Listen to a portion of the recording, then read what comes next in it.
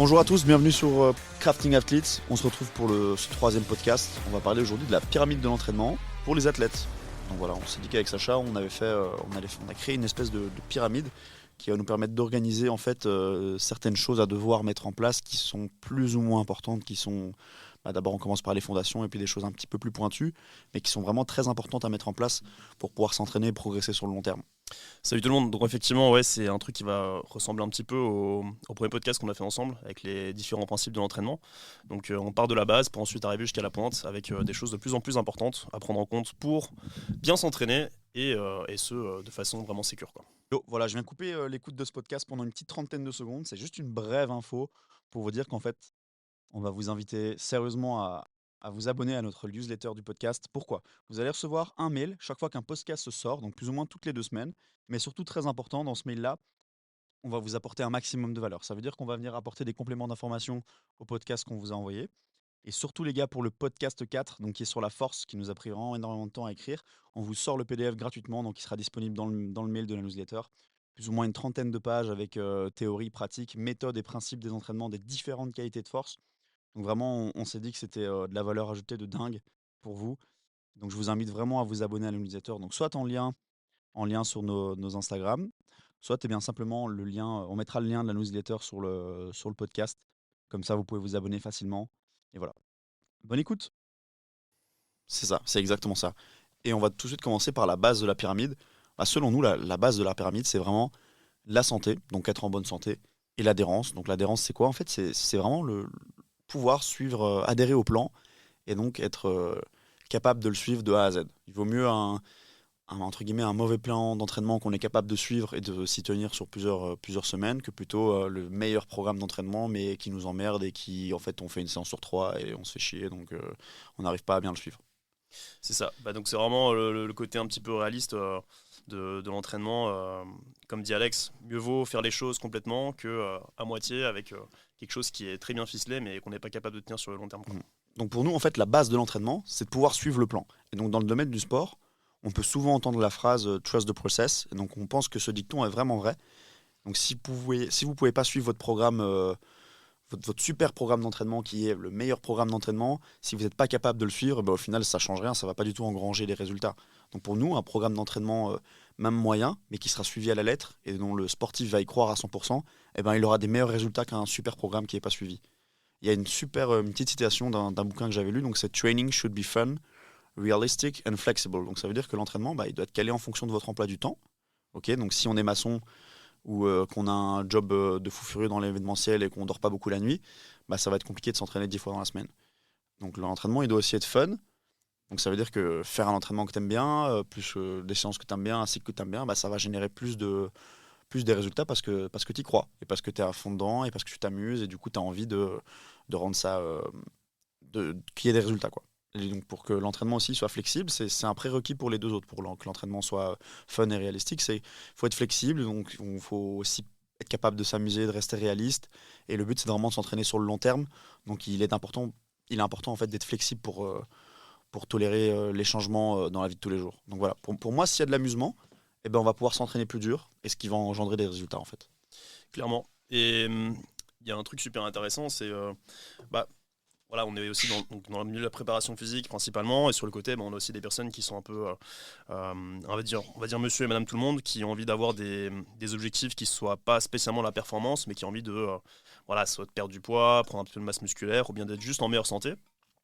Et c'est vrai que ça nous arrive de des fois même faire des cours qui soient juste fun en fait, qui soient fun et qui soient cool à réaliser, pour que les personnes prennent non seulement du plaisir dans la séance, pour vraiment augmenter aussi le rendement qu'il y a derrière. Parce que quand on s'amuse, entre guillemets, on ne se concentre pas sur quelque chose qui est fastidieux et qui prend beaucoup d'énergie. Et donc on prend plus de plaisir et on est plus efficace dans la séance ou bien l'entraînement qu'on est en train de faire, quoi. Ouais, c'est exactement ça. C'est comme un petit peu aussi les protocoles ludiques que tu peux retrouver en musculation pour gagner du coup en qualité, que ce soit en force ou bien en vitesse, quoi que ce soit.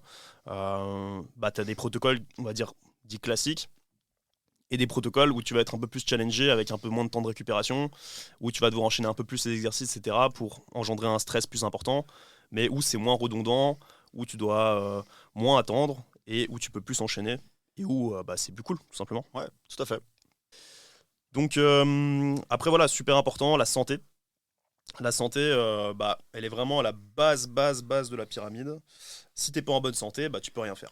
Tout Ouais. simplement, voilà. Si t'es un gros fumeur qui sait pas tenir 5 minutes sur son éco-bike euh, au seuil pendant 5 minutes, du coup c'est compliqué. C'est très compliqué, il va falloir peut-être revoir les choses vraiment très très basiques. Le fait de chercher de la basse intensité, de savoir tenir relativement longtemps dans ces zones-là, pour pouvoir ensuite aller chercher des beaucoup plus hautes intensités qui ne sont pas tenables si tu n'as pas ces prérequis. Ouais. Nous, ce qu'on entend par santé ici dans ce podcast, c'est vraiment, on l'a divisé en 3 catégories. La santé générale, la partie réhab et réathlé, si jamais on est blessé ou en phase de retour à l'entraînement, et le fait d'être bon en PPG, donc d'avoir une bonne préparation physique générale. Voilà, c'est vraiment ces 3 parties-là qu'on essaie de mettre en avant ici dans cet aspect santé. Ouais. Et alors, c'est deux choses qui peuvent être soit complémentaires, soit complètement différentes.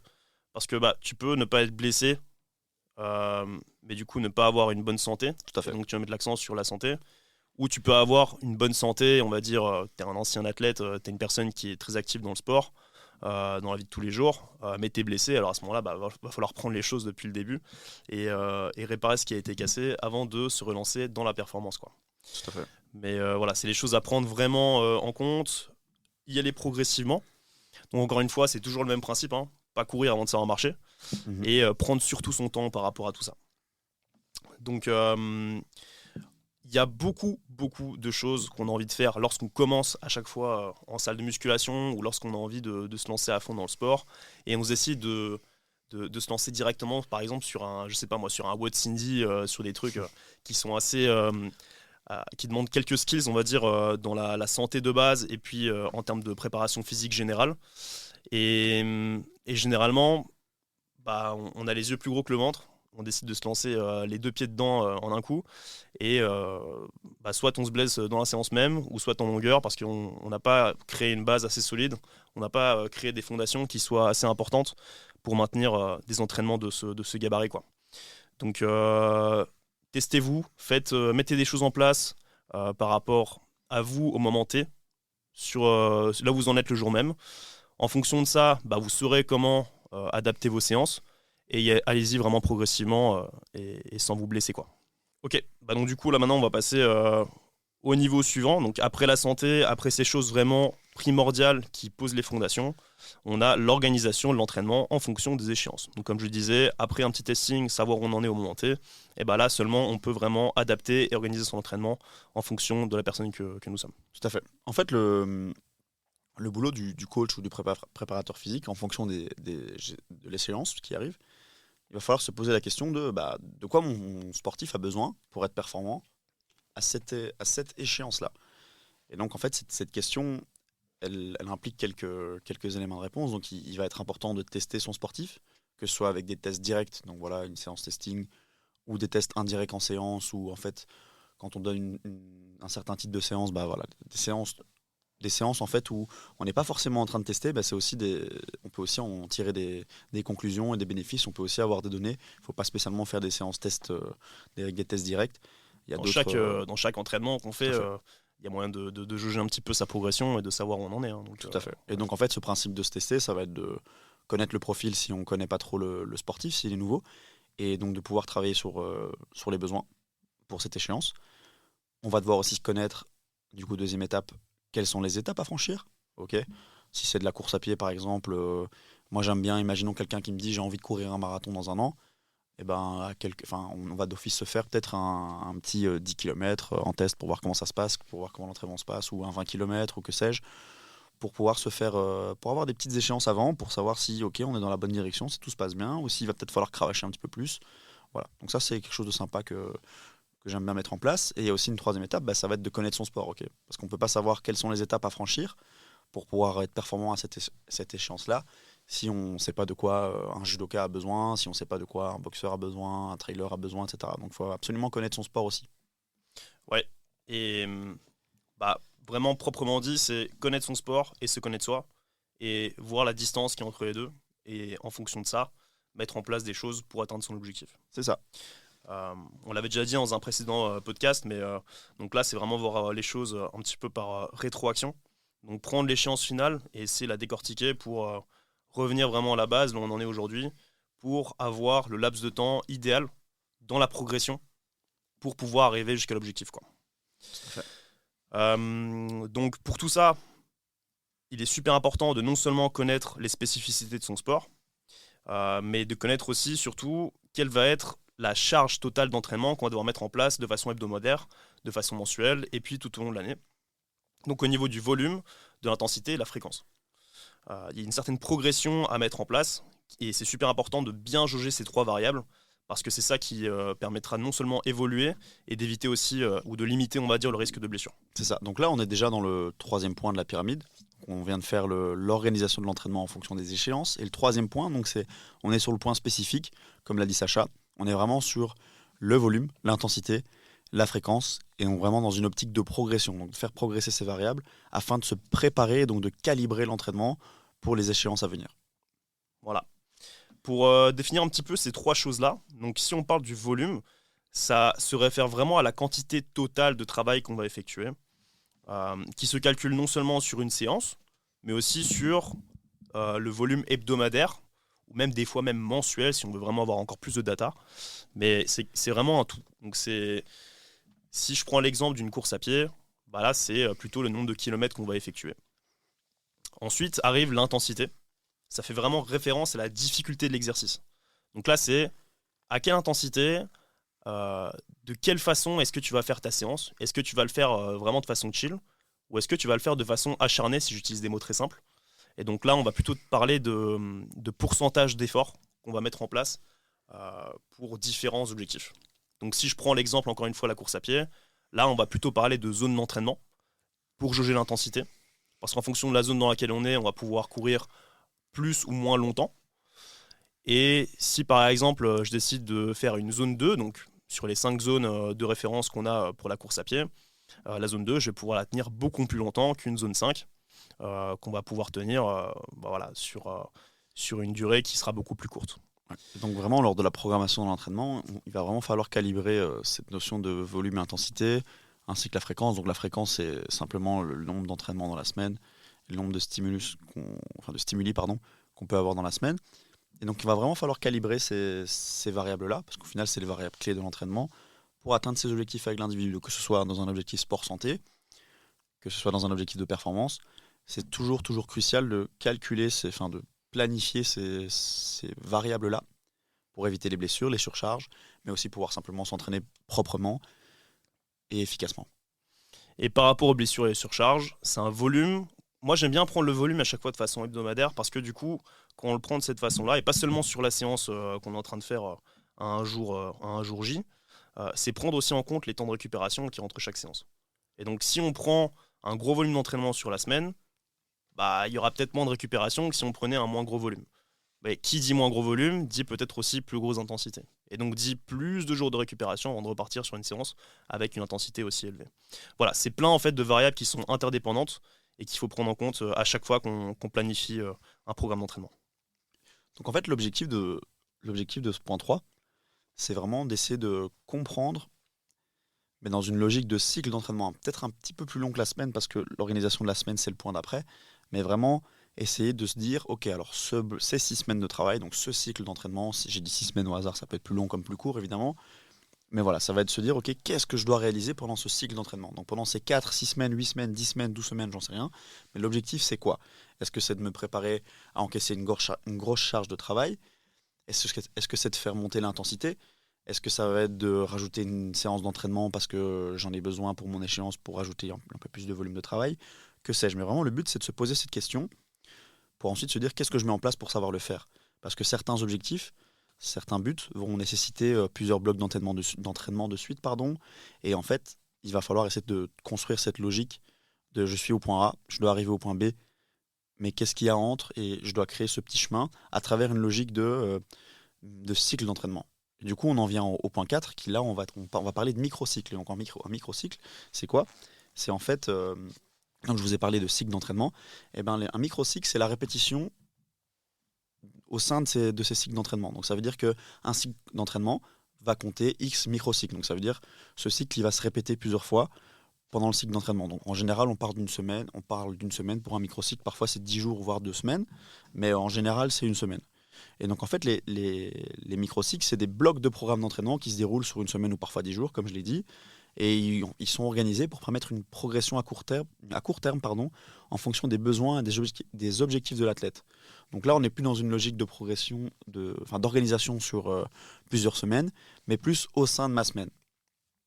Et pour plus d'informations par rapport à ça aussi, je vous invite du coup à retourner sur le podcast numéro 1 qu'on a effectué où on parlait justement de la périodisation. On parlait des différents blocs qu'on pouvait retrouver dans la périodisation justement, avec les différents microcycles qu'on pouvait mettre en place, en fonction aussi des échéances qu'on a par rapport au sport. Donc en fonction du sport qu'on fait, les microcycles vont être différents parce qu'on aura plus ou moins d'échéances. Et on aura aussi des spécificités qui vont être différentes en fonction d'un individu à un autre. Et donc voilà, les microcycles, ça nous permet d'avoir une vue précise sur la charge qu'on va avoir de semaine en semaine, ou de 10 jours en 10 jours, ça varie encore une fois d'une personne à l'autre. Et ça nous permet de vraiment découper, on va dire, la progression pour travailler un maximum de qualité qui se réfère à notre sport pour rester dans la spécificité. Donc on va parler du quatrième principe dans cette pyramide, donc le quatrième étage, on est vraiment sur le microcycle. Donc le microcycle, c'est l'organisation de la semaine. Donc un microcycle, c'est le cycle qui va se répéter au sein du cycle d'entraînement. C'est un cycle qui va se répéter et en général, on est sur une semaine ou 10 jours dans certains cas, voire parfois 2 semaines. Et en fait, ils sont organisés de sorte à pouvoir permettre une progression à court terme en fonction des besoins et des objectifs bien sûr, mais ils sont utilisés vraiment pour organiser les variables de l'entraînement, comme on l'a dit dans les points précédents, donc le volume, l'intensité, la fréquence, pour assurer une progression optimale. Il y a différents types de microcycles, ok. Et donc en général, ils sont organisés en fonction des échéances et des objectifs, et ils permettent vraiment une progression régulière. Ok, on est vraiment sur une augmentation progressive de la charge, et au début de chaque microcycle, ce qu'on peut mettre en place, c'est un petit testing pour évaluer la forme physique, pardon. Ça peut être un testing des qualités physiques, ça peut être simplement un questionnaire wellness, ok. Voilà. En général, moi, c'est des choses que j'aime bien faire pour mettre en évidence où j'en suis avec mon sportif, quels sont ses états d'énergie, etc., pour savoir comment est-ce qu'on va pouvoir travailler proprement cette semaine. En fait, c'est très simple, c'est un choix. Soit on fait des tests régulièrement pour avoir un maximum de données et donc un maximum de connaissances par rapport à son athlète, ou soit on le fait une fois par mois. Mais alors à ce moment-là, on a moins de data. Ça m'a fait penser justement à un podcast, maintenant que tu me dis ça, avec JB Morin. On lui avait posé la question, je crois qu'il faisait du consulting pour une équipe, je ne sais plus quand exactement, mais on lui avait demandé à quelle fréquence est-ce que je dois tester mes joueurs, et il a simplement répondu ça dépend quand est-ce que vous avez envie d'avoir des infos, quoi.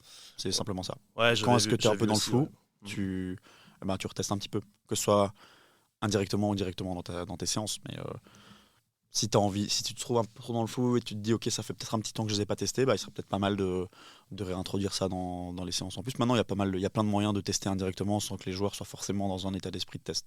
Ouais, c'est ça. Avec les VBT, etc. En fait, il n'y a pas de bonne ou de mauvaise façon de suivre, on va dire, son athlète en fonction du nombre de tests qu'on fait. C'est hyper subjectif, c'est vraiment en fonction des besoins qu'a le préparateur physique par rapport à son athlète. Tout à fait.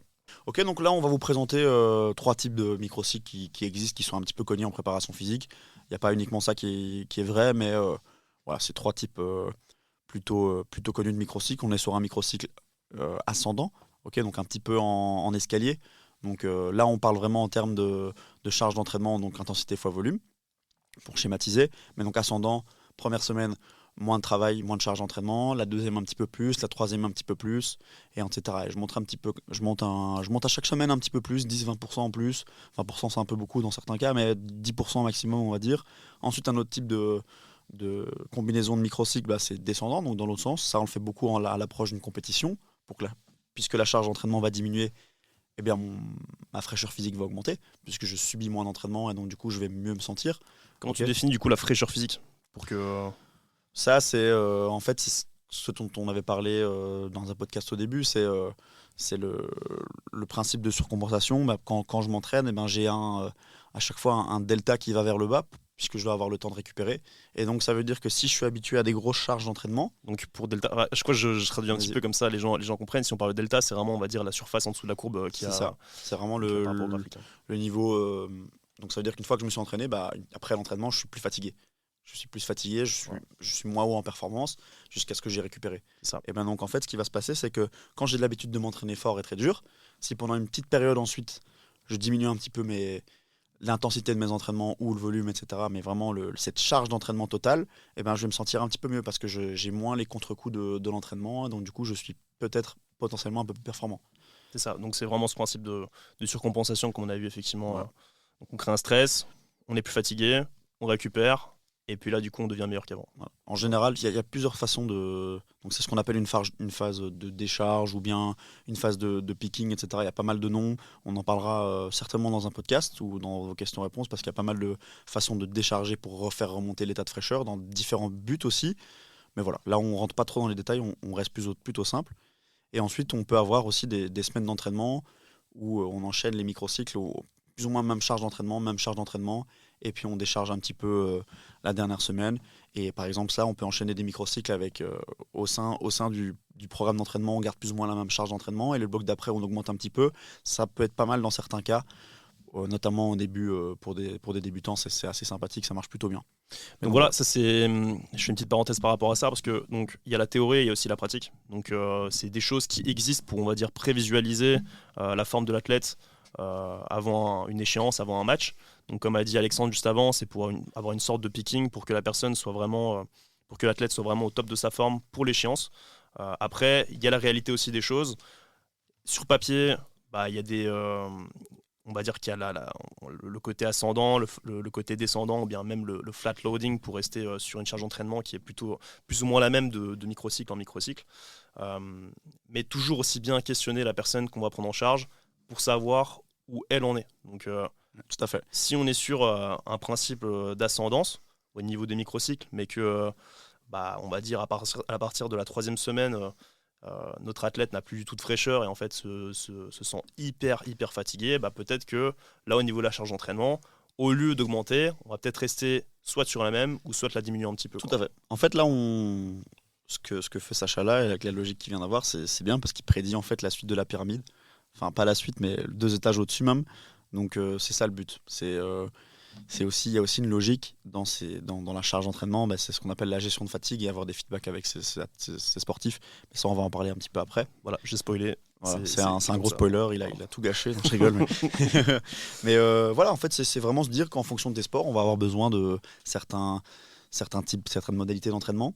Et donc, on va devoir organiser ces cycles d'entraînement en microcycles et il va falloir réfléchir à ça aussi. Mais comme il a dit, parfois, il y a le terrain, il y a la théorie et le terrain. Et donc, parfois, il va falloir un petit peu modifier ça en fonction de comment ça se passe dans la vraie vie, quoi. Voilà. Et donc, voilà. Mais pour composer ces microcycles, là, on va monter à un niveau supérieur au niveau de la pyramide. On va parler, du coup, de la sélection d'exercices. Donc, la sélection d'exercices, elle se fait par rapport à la discipline qu'on entraîne, par rapport à nos objectifs. Et on va composer une séance d'entraînement qui va évoluer de semaine en semaine, une séance ou voire plusieurs séances d'entraînement, avec des exercices principaux et des exercices dits accessoires. Donc les exercices, moi je les vois vraiment comme des outils. Et je crois que Alex aussi. Ouais, tout à fait. Ouais. C'est vraiment des outils qui permettent de construire la machine de la façon la plus optimale possible, quoi. Après, il y a certains outils que je préfère comparé à d'autres, mais voilà, comme tout le monde a des biais, etc. Mais oui, en théorie, en fait, c'est des outils. Alors là, on va vous donner du coup une petite clé qui est assez précieuse et qui va pouvoir vous permettre de voir un peu plus clair. Ouais, je te fais du pied. Ouais. Je le pied là sous la table, je me dis wow. Une petite clé qui va pouvoir vous permettre qui va pouvoir vous permettre, c'est très français ce que je viens de dire, qui va vous permettre de voir plus clair, on va dire, dans l'agencement de vos séances et de respirer un petit peu par rapport à ce qu'on a tendance à voir sur les réseaux. Parce qu'il y a plein d'exercices qui partent dans tous les sens, qui paraissent hyper fancy, et au final, on s'y retrouve plus. Tu l'as vu le gars là qui fait des dips, des muscle-up lestés avec un banc, où il fait du rameur avec un canapé sur le dos. En vrai, ça c'est balèze. Si tu fais ça, ça veut dire que t'as déjà un niveau qui est bon. Tu vois, c'est balèze, mais ça veut dire, c'est juste. Regardez, j'ai fait des muscle-up avec un banc, tu vois. Mais ça, en vrai, c'est cool. Mais tu vois, au lieu de mettre le gars une chaîne et du poids, c'est juste qu'il fait ça pour les vues, tu vois. Ah oui, c'est clair. Non, mais ça c'est effectivement pour la fame, tu vois. Mais si par contre on veut prendre des vrais exemples bien cassage de tête, c'est ces personnes qui se mettent sur un méga bosu avec un Ouais. élastique qui leur tire par la tête et un autre élastique qui leur tire par derrière, Comment il s'appelle rattraper une balle, un waterbag dans les bras et puis ensuite Putain. tirer à l'angle, quoi. Tu vois, Comment il s'appelle le gars qui fait ça sur Insta tout le temps là, avec qui dit qu'il faut pas descendre en dessous de 90 degrés de flexion au niveau du genou Ah en ouais, c'était squat pas là. Joel Ouais, Joel Sidman. Sidman, putain, quel clown celui-là. J'en ai marre. Bref. Ouais, voilà, il y a des clowns partout. Mais vraiment prendre en compte les exercices principaux et les exercices accessoires. Il y a vraiment un groupe d'exercices qui ressort énormément, on l'appelle le Big Three. Et donc là-dedans, on va retrouver vraiment donc, les squats. Donc c'est des patterns de base en fait, hein. Mhm. Donc pour les jambes, on va avoir une poussée au niveau des jambes comme le squat. On va avoir une poussée au niveau du haut du corps comme le bench. Et puis on va dire un tirage avec un engagement à la chaîne postérieure qui va non seulement engager le haut du corps et le bas du corps comme le deadlift. Ouais. Et moi, je pourrais même parler de Big Four en rajoutant un mouvement de tirage en fait, de haut du corps. Traction ou bien Voilà. ouais, Traction, rowing. du rowing, du penlero, tout ce que tu veux. Mais voilà. En fait, en préparation physique, le but c'est on voit plutôt les mouvements comme tu l'as dit de pattern. Donc ça veut dire en bas du corps, je découpe entre guillemets push-pull, donc pousser tirer bas du corps, et haut du corps pousser tirer aussi. Après, si on est un peu plus précis, on peut rentrer dans pousser horizontal, pousser vertical, tirer horizontal, tirer vertical, que ce soit pour le haut et pour le bas entre guillemets quoi. Exact. Donc, Et puis voilà, on a vraiment en fait ce côté polyarticulaire, on va travailler plusieurs articulations en même temps, on n'est pas encore dans l'isolation.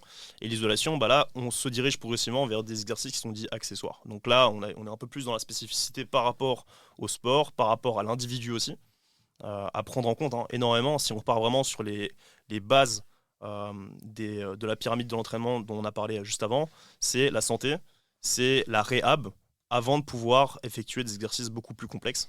Et donc, c'est s'assurer que la personne a vraiment des articulations qui fonctionnent de façon optimale. et puis aussi en fonction des sports, on va peut-être modifier certains patterns parce on va trouver certains plus intéressants, etc. Par exemple, moi j'adore faire des Cossack squats à tous mes sportifs, parce qu'en termes de mobilité, etc., que ce soit pour les adducteurs aussi, en termes de mobilité de hanche, renforcement unilatéral, bah, c'est super intéressant, parce qu'au final, sur les gros mouvements, on est sur des patterns bilatéraux, et on sait que c'est aussi très important d'essayer de travailler un petit peu sur nos déséquilibres, même si c'est normal d'être déséquilibré, mais ça ne veut pas dire qu'il ne faut pas travailler aussi là-dessus. Ouais, Ok. c'est clair. Bah Et après, donc, voilà, c'est si tu très vois intéressant. que tu as un chiffre de hanche qui est à du 180 degrés sur la droite direction l'Australie, bah, tu te remets un petit peu en question sur le fait de soit travailler sur un mouvement global ou soit travailler sur Ouais. un élément unilatéral. Quoi, tu Moi, vois, donc si- j'essaye d'abord de coacher en général.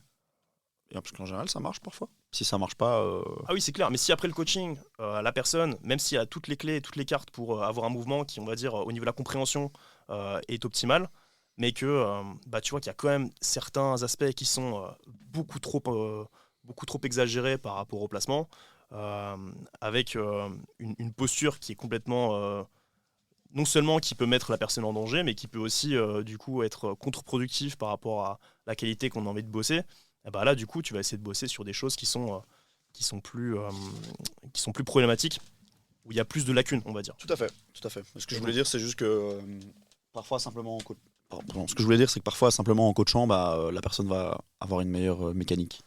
Tu vois. Ah oui, Entre tu veux guillemets. dire juste en, Juste en en parce donnant qu'elle des a pas feedbacks, ouais, c'est ça, elle a pas ouais, une c'est ça, bonne conscience corporelle. Et donc parfois en coachant, bah, ça va mieux. ouais, tout à fait, ouais, bien sûr. Bah, on est tout à fait d'accord. Et puis, la pire des choses, c'est de donner beaucoup trop d'informations à chaque fois à la personne qu'on est en train de coacher c'est en dur. disant Hein. il faut que tu fasses ça comme ça, Ouais, comme ça, ouais, comme ça, comme ça. c'est Non, dur.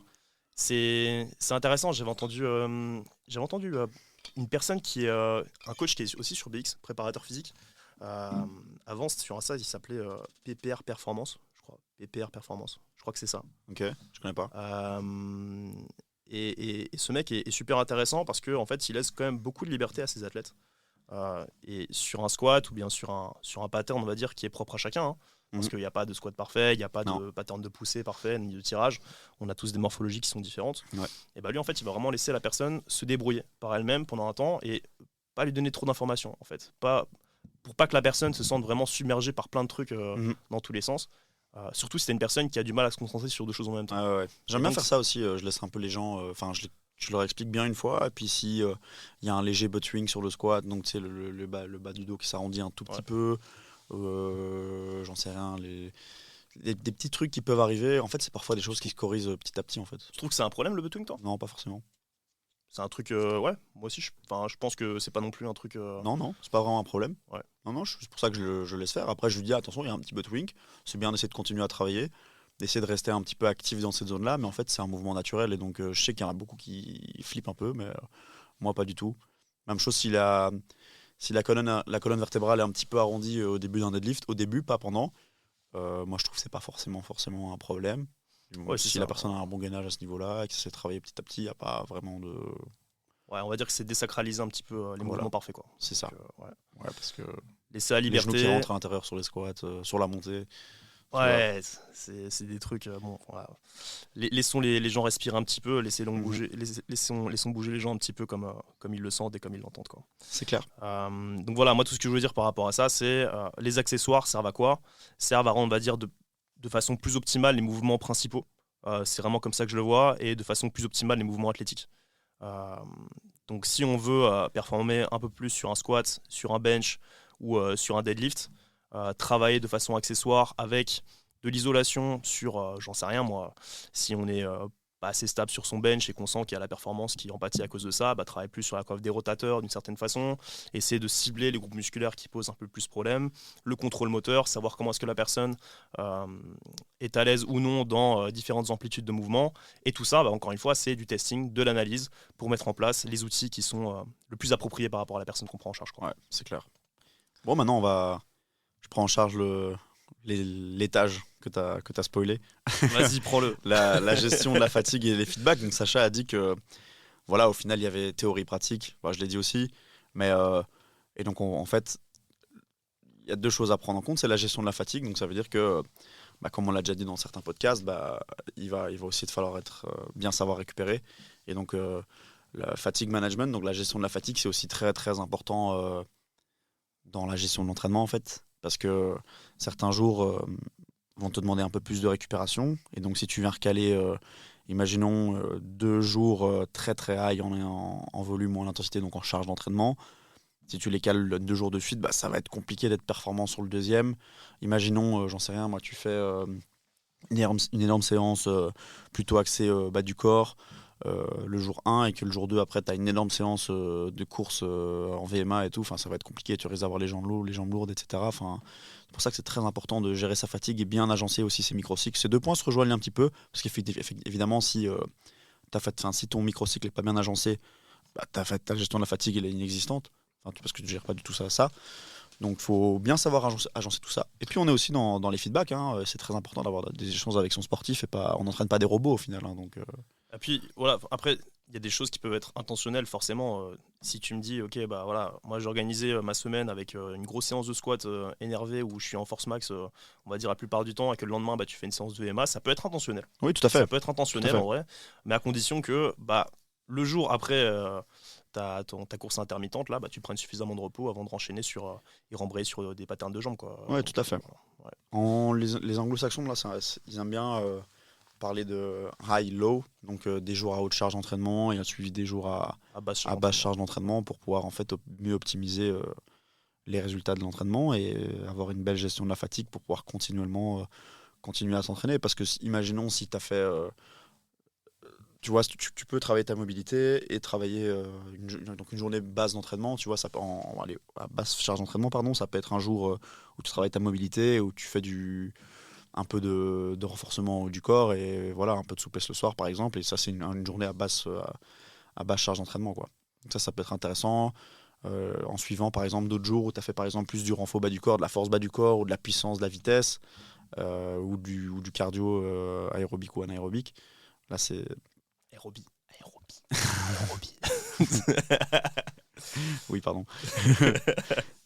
Mais voilà. Et donc, dans les feedbacks, on va mettre en place en fait deux genres de feedback. Il y a le feedback subjectif et objectif. Donc, le feedback subjectif, ça fait référence aux perceptions et aux ressentis de l'individu qu'on entraîne. Et donc, il peut inclure des éléments tels que la fatigue, la douleur, la récupération, la motivation, le plaisir à l'entraînement. Et c'est quand même pas mal d'avoir ce genre de feedback avec ses sportifs. Ça peut se faire très facilement Ah, c'est en fin primordial même, hein. d'entraînement. Et moi, je trouve que c'est vraiment super intéressant. Même le fait de pas noter, mais juste déjà d'échanger aussi, c'est déjà très important. Noter, Ouais. c'est mieux, mais rien qu'échanger, déjà, c'est assez intéressant. Mais moi, j'encourage vraiment aussi les athlètes à me donner leur feedback subjectif de façon régulière, que ce soit avec c'est simple, hein, mais le RPE, donc une note de 1 à 10 plus ou moins sur l'intensité de la séance, ou alors quelque chose de plus holistique comme l'indice de Hooper, où là on vient noter sommeil, récupération, fatigue et nutrition sur une note de 1 à 7. C'est assez intéressant de le faire Ouais. pour pouvoir mettre ça en lumière et savoir dans quelles conditions se trouve mon athlète avant ou après la séance ou sur le microcycle, quoi. Et ensuite, on a les feedbacks objectifs. Donc là, on va plutôt utiliser des outils. Donc ça veut dire que c'est pas le ressenti de l'athlète qu'on va mettre en avant, mais ce que l'athlète fait. Donc ça veut dire par exemple avec des VBT, donc un capteur de vitesse ou un cardio-fréquence-mètre. En fait, pendant la séance, on va récolter des données et on va se dire en fait là, il est un peu en dessous de ses standards ou un peu au-dessus. Donc je peux me poser la question qu'en fait, dans la gestion de la fatigue et du feedback, je vois qu'il est plus fatigué que prévu, voire moins fatigué que prévu. Et donc ça, il faut peut-être pas hésiter de coupler ce feedback objectif à un feedback subjectif. Ouais, Aussi. et c'est bien connaître son athlète aussi, hein, d'utiliser soit l'un ou soit l'autre. Euh, voilà, si on prend en charge une personne qui, on sait, n'est pas très communicative par rapport à son état de forme, Ouais. et qui a toujours envie, tu sais, avec cette mentalité un petit peu no pain, no gain, de donner Ouais. tout sans jamais. Ouais. Sans Et ils pensent jamais, qu'on est des coachs s'exprimer. soviétiques en mode if he Ouais. dies, he dies. À la Rocky 4, là, tu vois. Ouais, c'est ça, Non, mec, on peut parler, t'inquiète, hein. c'est ça, exact. Et à ce moment-là, voilà, le feedback objectif peut être intéressant aussi pour voir si la personne, elle est au top ou pas du tout au top, Ouais. si elle communique pas assez, quoi. Et au contraire, il faut aussi être vigilant par rapport aux personnes qui en disent beaucoup trop et qui n'ont pas trop envie de se mouiller par rapport aux perfs et qui passent plus de temps à se plaindre qu'à vraiment faire les choses, quoi. Ouais. Donc, Puis c'est bien de coupler les deux. Parce que parfois, on a des athlètes un peu fainéants, on dira pas de nom, mais du coup, avec des feedbacks objectifs, ouais. on s'est dit, ah, là, t'essaies un peu de me. T'essaies de me Ouais, couiller, de là. mettre un peu par derrière, ouais. Ouais, c'est clair. Et le dernier étage de la pyramide, du coup. Voilà, on y arrive. On est vraiment sur maintenant la spécificité de l'individu. Voilà, c'est le dernier étage, mais qui est pas finalement le moins important que le reste des choses dont on a parlé. C'est même quelque chose de très très important. En fait, faut vraiment voir cette pyramide comme un chemin à prendre de la bonne façon et à partir du bon point. C'est juste pas prendre les choses à l'envers, quoi. Donc les spécificités de l'individu sont pas moins importantes que le premier principe, premier étage de pyramide qu'on a parlé ensemble tout à l'heure. On cherche vraiment ici à se concentrer sur les besoins et les réponses. Donc il y a des besoins, on part d'un point avec des objectifs Ouais. qu'on doit atteindre, Mhm. et les réponses par rapport à ce qu'on a mis en place pour l'athlète ou C'est pour ça. soi-même. Si vous Et en en fait, prenez les spécificités, il y en a deux en fait. Il y a les spécificités inter-individuelles et intra-individuelles. Donc, inter-individuelles, c'est les différences entre les individus dans leur réponse à l'entraînement. Donc, ça veut dire que certains individus vont avoir des réponses différentes à un même stimuli. Et la spécificité intra-individuelle, c'est la différence pour le même individu, pour le même stimulus, en fonction de comme on l'a dit, comment il a dormi, comment il a mangé, comment il se sent, etc., quoi. Donc c'est vraiment très très important et je pense que là ça rentre plus dans l'aspect se connaître soi et connaître son athlète pour le coach. Ouais. Voilà. Moi je sais que par exemple si je dors mal c'est et que je dois faire une grosse séance jambes, je sens que j'ai rien dans les jambes, quoi. Ouais, c'est clair. Et puis voilà, même chose avec des fois un peu d'alcool, hein. Tu sais que Ouais. si tu te fais une bonne race la veille d'un entraînement qui est chargé, t'es pas heureux, quoi. T'es pas Moi heureux sur je le connais jour. des mecs, ils sortent la veille et puis ils jouent le dimanche à 15h, je donnerai pas de nom. Mais après, c'est performant sur le terrain, alors que tu vois, tu sais que On les connaît bien, ouais. ça s'est envoyé sec samedi soir et dimanche en pleine forme. Moi, je fais ça, gars, je cours 5 minutes, je suis mort. Ouais, Je suis ouais, non, cuit. non. De toute façon, tu les vois Mm. arriver soit le matin, soit l'après-midi avec une dégaine à la Casper, ils sont Ouais, tout ouais. blancs là. Puis à Tu te dis, l'échauffement, bon, pas ouf. Puis quand on se match, machine. Tu vois, tu dis, bon, on n'est pas tous pareils. ouais, exact. C'est clair, mais bon, c'est comme ça. On va faire un petit récap de cette pyramide, comme ça on est Yes. reparti. Du coup, la base, donc vraiment tout en bas de la pyramide, c'était la santé et l'adhérence. Voilà, parce que pour nous, si t'as pas ça, si t'es pas en bonne santé ou si tu cherches pas à être en bonne santé et que t'adhères pas au programme ou t'adhères pas au coaching de ton équipe, t'adhères pas, tu vois, et la mayonnaise prend pas dans le staff dans lequel t'es, voilà, tu te sens pas à l'aise dans le club, ça peut pas marcher. C'est pas Ouais. possible. Il faut que tout le monde pense à la même chose. Il faut que le coach et le ou les joueurs soient en accord et que tout file droit, quoi. Et puis la santé, hein, la santé clairement Mhm. qui prime par-dessus tout, être en bonne santé et avoir, on va dire, une machine de base qui est compétente pour pouvoir la débrider et ensuite battre tous les records, c'est important.